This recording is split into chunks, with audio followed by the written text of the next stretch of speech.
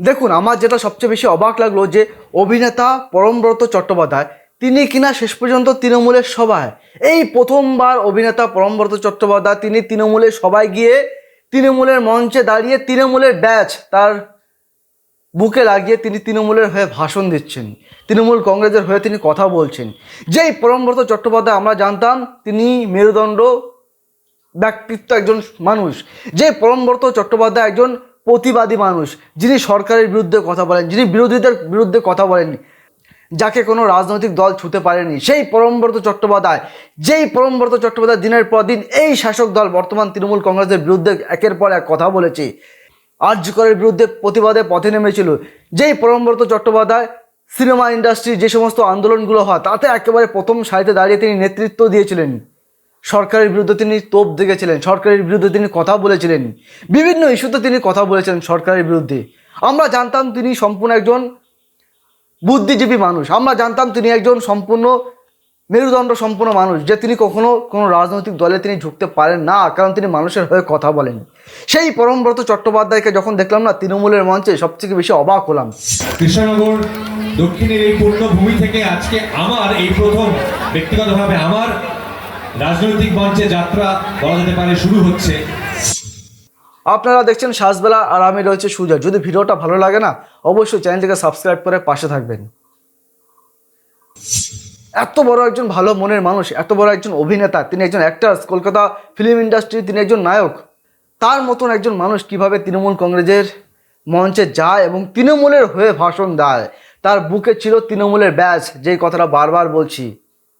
তিনি আজকে মমতা বন্দ্যোপাধ্যায়ের কথায় তিনি আজকে চলছেন, তিনি আজকে তার কাছে আজকে মনে হচ্ছে যে মমতা বন্দ্যোপাধ্যায় বা তৃণমূল কংগ্রেস আজকে ঠিক। এই সময় দাঁড়িয়ে কেন তিনি এরকম মনে করছেন? দেখুন, এটা হতে পারে যে পরমব্রত চট্টোপাধ্যায় যে তিনি একজন অভিনেতা, তিনি তৃণমূলের বিরুদ্ধে কথা বলেছেন বলে যে ভবিষ্যতে কখনো তিনি তৃণমূল কংগ্রেস করতে পারবে না, বা তৃণমূলের সভা মঞ্চে বা তৃণমূলের জনসভায় তাকে দেখা যাবে না, এমনটা তো হতে পারে না। হ্যাঁ, এমনটা অবশ্যই হতে পারে। দেখুন, আমার যেটা মনে হচ্ছে বা পরমব্রত চট্টোপাধ্যায় যিনি যেটা মনে করছেন যে এখন বর্তমান বাজারে যা পরিস্থিতি চলছে তাতে হয়তো কোনো রাজনৈতিক দলের ছত্রছায়া না গেলে হয়তো সামনের দিকে এগিয়ে যাওয়াটা বেশ কঠিন হতে পারে। দেখুন, পাশাপাশি এটাও হতে পারে তার মধ্যে কোনো রাজনৈতিক দৃষ্টিভঙ্গি কাজ করছে বা রাজনৈতিক কার্যকলাপ নিয়ে তিনি এখন বর্তমানে ভাবছেন, তাই হয়তো তিনি জনসভায় যাচ্ছেন। পাশাপাশি এটাও হতে পারে যে এখন বর্তমান টালিগঞ্জের সিনেমা ইন্ডাস্ট্রি বা ফিল্ম ইন্ডাস্ট্রি যেরকম একটা পর্যায়ে গিয়ে পৌঁছেছে, সেখানে কোনো রাজনৈতিক দলের ছত্রছায়ায় না থাকলে বর্তমানে কাজ পাওয়া বড় দুষ্কর। দেখুন, আমরা বিভিন্ন সময় দেখেছি বিভিন্ন সিরিয়ালের বা সিনেমার বিভিন্ন আর্টিস্ট তারা বারবার মুখ খুলেছেন যে তারা কাজ পাচ্ছেন না। তাদের মধ্যে অনেকেই দেখা গেছে যারা বিরোধী দলের সাথে যুক্ত বা বিজেপির সাথে যুক্ত বা সিপিএম বা অন্যান্য দলের সাথে যারা যুক্ত, তারা ম্যাক্সিমাম সময় কাজ পাচ্ছে না, তারা কাজে তাদের চাহিদা কমে আসছে। সিনেমা ইন্ডাস্ট্রির ফিল্মে যারা পরিচালক প্রযোজক তারা তাদেরকে কাজে নিচ্ছে না বা তাদেরকে সেভাবে সিনেমায় আর দেখা যাচ্ছে না, কারণ তারা বিরোধী দলে কাজ করছেন বা তারা বিরোধীদের সাথে যুক্ত বলে। তো এটার কোনো একটা সম্ভাবনা হলেও হতে পারে, কারণ পরমব্রত চট্টোপাধ্যায় এখন টলিউড ইন্ডাস্ট্রি বা কলকাতা ফিল্ম ইন্ডাস্ট্রি একেবারে প্রথম সারির মুখ, তিনি একের পর এক সিনেমা তৈরি করেন। দেখুন, তাছাড়া কলকাতার ফিল্ম ইন্ডাস্ট্রি নিয়ে দিনের পর দিন একটার পর একটা ঝামেলা চলছে, সেখানে একেবারে নেতৃত্ব দিচ্ছে প্রথম সারিতে দাঁড়িয়ে এই পরমব্রত চট্টোপাধ্যায়, যিনি একজন প্রথম সারির অভিনেতা। তাকে হয়তো তিনি হয়তো মনে করছেন যে এই কলকাতা ফিল্ম ইন্ডাস্ট্রি চালাতে গেলে বা এই কলকাতার ফিল্ম ইন্ডাস্ট্রির সাথে যুক্ত থাকতে গেলে বা নিজের ক্ষমতাকে আরও ভালোভাবে ব্যবহার করতে গেলে বা তার নিজের জীবনের কাজ কর্মগুলো ঠিকঠাকভাবে পেতে গেলে তিনি যেন তার ক্যারিয়ারে যেন কোনো রকম সমস্যার মধ্যে তিনি না পড়েন, তার কাজের ক্ষেত্রে যেন কোনো সমস্যা না হয়, তবে সেই সব কথা মাথায় রেখে কি তিনি এবার শাসক দলে নাম লেখাতে চলেছেন। দেখুন, এটা আমার বারবার মনে হচ্ছে যে বর্তমান ফিল্ম ইন্ডাস্ট্রির যা অবস্থা, বর্তমান ফিল্ম ইন্ডাস্ট্রির যা পরিস্থিতি, সেখানে কাজ পাওয়া বড্ড দুষ্কর। বিশেষ করে যারা বিরোধীদের সাথে কাজ করে, যারা বিরোধী দলের সাথে যুক্ত, তাদের কাজ পাওয়া বেশ কঠিন হয়ে যাচ্ছে এখন বর্তমান ফিল্ম ইন্ডাস্ট্রিতে। তাই হয়তো পরমব্রত চট্টোপাধ্যায় নিজের মেরুদণ্ডটা একটু হলেও বেঁকিয়ে দিয়ে তিনি হয়তো তৃণমূল কংগ্রেসের সঙ্গে যোগদান করেছেন সেটা বলবো না, কারণ তাকে দেখা গেছে তৃণমূলের একেবারে সভামঞ্চে উজ্জ্বল বিশ্বাসের সমর্থনে যিনি এসে ভোট চাইছেন, যিনি তৃণমূল কংগ্রেসের হয়ে কথা বলছেন, যিনি বলছেন মমতা বন্দ্যোপাধ্যায়ের হয়ে কথা বলছেন, যিনি অভিষেক বন্দ্যোপাধ্যায়ের হয়ে কথা বলছেন, পরমব্রত চট্টোপাধ্যায়, যারা সবচেয়ে বেশি অবাক লেগেছে আমার কাছে। রাখবেন, এই মাননীয় বিধায়ক বসে আছেন আমার পাশে, উজ্জ্বল বাবুর কথা মাথায় রাখবেন, মাথায় রাখবেন মাননীয় মুখ্যমন্ত্রী মমতা বন্দ্যোপাধ্যায়ের কথা মাথায় রাখবেন, শ্রী অভিষেক বন্দ্যোপাধ্যায়ের কথা মাথায় রাখবেন, 2 নম্বর বোতামের কথা। দেখুন, আজকে শুধুমাত্র পরমব্রত চট্টোপাধ্যায় বলে না, এর আগেও আমরা দেখেছি বিভিন্ন অভিনেতা অভিনেত্রীরা তারা বিরোধী দলে যোগদান করেছিলেন, তারা বিরোধী দলে প্রার্থী হয়েছিলেন, তারা বিরোধীদের সাথে দিনের পর দিন ছিলেন। সেই সমস্ত বিরোধী দলের নেতা নেত্রীরা বা সে সমস্ত বিরোধী দলের অভিনেতা অভিনেত্রীরা যারা বিরোধী দলের সাথে যুক্ত ছিলেন, তারাও কিন্তু বর্তমানে শাসক দলে অনেকেই ফিরে এসেছেন, আবার অনেকেই ফিরে আসেনি। তাদের একটা দৃষ্টিভঙ্গি আলাদা থাকতেই পারে। যাই হোক, অনেক সিনেমার অভিনেতা অভিনেত্রীরা তারা কিন্তু শাসক দলে ফিরে এসেছেন, এখন বর্তমানে তারা শাসক দলের হয়ে প্রচার করছে। দেখুন, তবে এই বর্তমানে যেটা দেখা গেছে যে অনেক অভিনেতা বা অভিনেত্রীরা তারা তৃণমূলের হয়ে তারা ভোটে দাঁড়িয়েছেন, আবার অনেকে দাঁড়াননি। তারা কি করছেন, তৃণমূলের যে সমস্ত প্রার্থীরা বিভিন্ন জায়গায় দাঁড়িয়েছেন তাদের হয়ে রোড শো করছেন, তাদের হয়ে জনসভায় প্রচার করছেন, তাদের হয়ে ঘুরে বেড়াচ্ছেন। অনেক অভিনেতা অভিনেত্রীদেরকে আমরা দেখতে পাচ্ছি তারা তৃণমূলের হয়ে প্রচার করছেন, কারণ তারা কি তাদের ভবিষ্যতের কাজকর্ম বা তারা তাদের কাজকর্ম যেন সবসময় পায়, কাজের জায়গায় যেন কোনো ক্ষতি না হয়।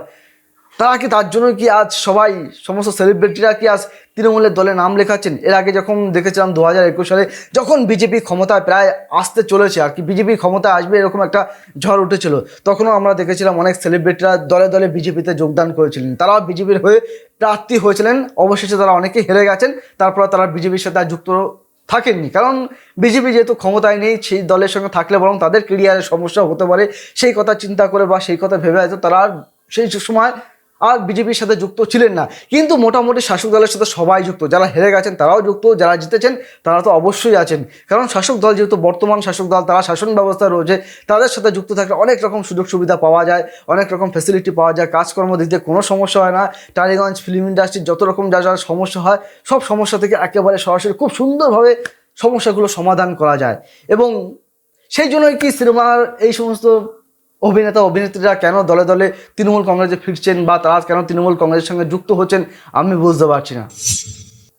দেখুন, আমি যেটা ভেবেছিলাম যে কলকাতার ফিল্ম ইন্ডাস্ট্রি যতজন অভিনেতা বা অভিনেত্রীরা আছে সবাই মিলে যদি তৃণমূল কংগ্রেসে যোগদান করেও অন্তত পরমব্রত চট্টোপাধ্যায় তিনি যোগদান করবেন না, সেটা আমার বিশ্বাস ছিল। কারণ তিনি যেভাবে গলা উঁচিয়ে কথা বলতেন, তিনি যেভাবে প্রতিবাদ করতেন, তিনি তার প্রতিবাদের ভাষা ছিল এতই চড়া, সেই মানুষটা আজকে কিভাবে তৃণমূল কংগ্রেসে যোগদান করে আমি বুঝতে পারি না, আমার মাথায় ঢোকে না। যাই হোক, আমি আপনাদেরকে একটা কথা বলছি, পরমব্রত চট্টোপাধ্যায় তিনি তৃণমূল কংগ্রেসের সভামঞ্চে গিয়ে একেবারে স্টেজে দাঁড়িয়ে তিনি কি বলছেন সেটা আপনাদেরকে একটু জানিয়ে রাখি।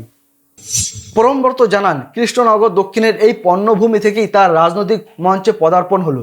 তার মতে 2026-এর নির্বাচন কেবল সাধারণ কোনো ভোট নয়, বরং এটি বাঙালির আত্মসম্মান ও মর্যাদা বাঁচানোর একটা বড় লড়াই। তাছাড়াও বিরোধীদের যে সমস্ত অভিযোগ ছিল নারী নিরাপত্তা, সেটা নিয়েও এই পরমব্রত চট্টোপাধ্যায় কথা বলেন। তিনি কি বলেছেন সেটা এবার আপনাদেরকে একটু জানিয়ে রাখি। যেসব রাজ্যে নারীদের উপর অপরাধের হার সবথেকে বেশি, সেখান থেকে এসে কেউ বাংলার সুরক্ষা নিয়ে জ্ঞান দিলে তা মেনে নেওয়া হবে না। দেখুন, আমার সবচেয়ে বেশি যেটা অবাক লাগছে, এতক্ষণ ধরে আমি আপনাদেরকে যেটা বলছি ঠিক সেই কথাটাই এবার পরমব্রত চট্টোপাধ্যায় তিনি মঞ্চে দাঁড়িয়ে বলেছেন। ঠিক কি বলেছেন আপনাদেরকে আমি একবার জানাবো। কৃষ্ণনগর দক্ষিণের এই পুণ্যভূমি থেকে আজ ব্যক্তিগতভাবে আমার রাজনৈতিক মঞ্চে যাত্রা শুরু হচ্ছে। এই ভর দুপুরে ধুলো আর রোদ উপেক্ষা করে আসার একটাই কারণ, 2026-এর নির্বাচন শুধুমাত্র ভোট নয়, এটি বাঙালির আত্মসম্মান ও আত্মমর্যাদা রক্ষা লড়াই। দেখুন, পরমব্রত চট্টোপাধ্যায় তিনি কিন্তু এখানেই শেষ করেননি, তার আরও একটা বক্তব্য ছিল বিশেষ করে SIR সংক্রান্ত বিষয়টা নিয়ে, সেটা এবার আপনাদেরকে একটু জানিয়ে রাখি। পশ্চিমবঙ্গ আজও মহিলাদের জন্য দেশের মধ্যে সবথেকে নিরাপদ জায়গা। ভোটার তালিকা থেকে বৈধ নাম বাদ দেওয়া বা SIR নামে মানুষকে অহেতুক লাইনে দাঁড় করানো, সেটা তিনি একেবারেই পছন্দ করেন না, সেটা তিনি জানিয়ে দিয়েছেন। তাহলে আর কি, এই পরমব্রত চট্টোপাধ্যায় যিনি রাজনৈতিক দল থেকে অনেক দূরে ছিলেন, তিনি এখন একেবারে রাজনৈতিক মঞ্চে পৌঁছে গেলেন, একেবারে রাজনৈতিক মঞ্চে পৌঁছে গেলেন। আমি জানি না এরপরে এই পরমব্রত চট্টোপাধ্যায় কীভাবে তৃণমূলের হয়ে কথা বলবেন, কিভাবে তৃণমূল কংগ্রেসের বিরুদ্ধে কথা বলবেন। তিনি কি সব অন্যায়, তিনি কি সব কিছু এরপর কি তার সহ্য করার মতন সেই ক্ষমতা থাকবে? তো তিনি এরপর আর প্রতিবাদ করার সেই যে ভাষাটা যেটা আমরা দেখতাম পরমব্রত চট্টোপাধ্যায় তিনি একেবারে সামনে সারিতে দাঁড়িয়ে তিনি জোরালো কণ্ঠে প্রতিবাদ করতেন, প্রতিবাদের ভাষা ছিল চড়া। সেই পরমব্রত চট্টোপাধ্যায় এবার প্রতিবাদের ভাষা সেরকমভাবে আর দেখা যাবে? তো সেই পরমব্রত চট্টোপাধ্যায়কে একেবারে প্রতিবাদের জন্য রাস্তায় নামতে দেখা যাবে? তো তিনি প্রতিবাদের জন্য যদি রাস্তায় নেমেও থাকেন, শাসক দলের বিরুদ্ধে অন্তত কথা বলতে পারবে তো, বা এই তৃণমূল কংগ্রেসের বিরুদ্ধে কথা বলতে পারবে তো। আমি জানি না ভবিষ্যতে পরমব্রত চট্টোপাধ্যায় কতটা কি করতে পারে, সেটা এখন দেখার বিষয়। তবে আপনাদেরকে আমি আরও একটা কথা বলে দিই যে এই পরমব্রত চট্টোপাধ্যায়ের সাথে সভামঞ্চে উপস্থিত ছিলেন জুন মালিয়া, যিনি বর্তমান তৃণমূল কংগ্রেসের সাংসদ। তিনি পাশে ছিলেন, তিনি সাথে ছিলেন। হয়তো তিনি সাথে ছিলেন বলে পরমব্রত চট্টোপাধ্যায় আরও হয়তো উৎসাহ বেশি পেয়েছিলেন, জানি না, সেটা হতেই পারে। চলুন তাহলে ভিডিওটা আমি এখানেই শেষ করলাম। যদি মনে হয় ভিডিওটা ঠিকঠাক আছে তাহলে অবশ্যই দেখতে থাকুন, পরবর্তী ভিডিওর জন্য অপেক্ষা করুন।